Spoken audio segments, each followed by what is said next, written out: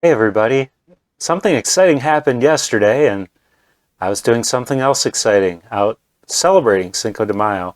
So tonight I'm putting my fortune teller hat on and we're going to talk about the incoming future of the new pulse chain. So get your tinfoil hats off and get ready for me to invade your mind. So yesterday Richard Hart dropped this little tweet. Please check your balances and ask anyone you know who sacrificed to do the same. Friendly little reminder, I don't think so. I think that means they're basically done. I think that means they're saying, last call, check your balances now or forever hold your peace because we're about to launch.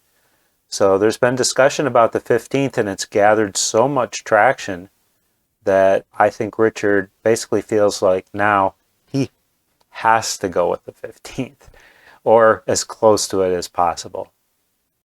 So let's talk a little bit about the pulse economics. I've covered what I thought before, but I want to bring it up again because I think that I feel fairly comfortable with these concepts as a good, at least mental way to approach the upcoming purgatory period where only people who are in the pulse chain can trade because there's no bridges in or out.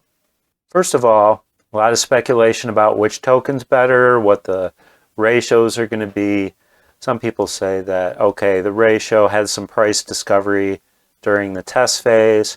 But I think the test phase is pretty much you can throw it in the trash, not even worry about it because not everyone was playing, not everybody had their right balances.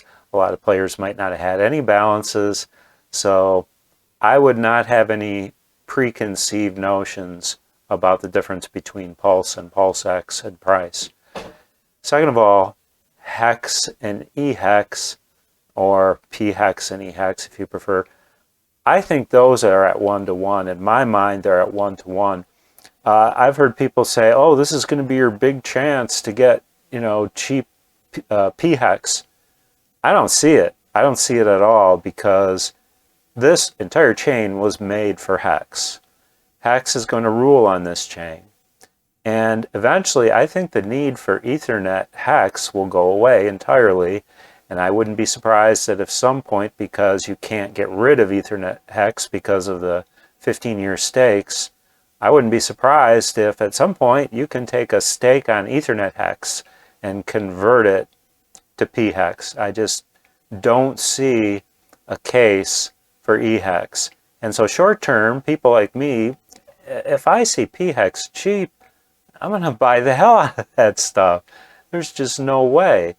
I mean, pHEX is where all the hex is going to be eventually. So I would grab it if it turns out to be cheap. But back to my thesis, I think the two are going to basically start out close to even in price and pretty much stay that way.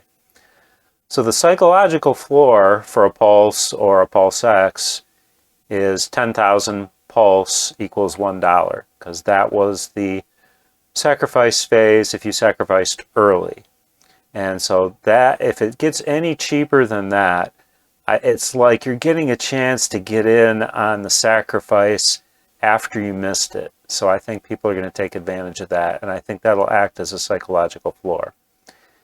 Now, if you also look at hex as being the same between Ethernet and pulse chain, then you should be ready to buy PLS or PLSX at 0.0005 hex based on 20 cents hex pricing, but who knows how much higher or lower that's going to go. So we're just using that as a benchmark. We'll have to reprice that as we get closer.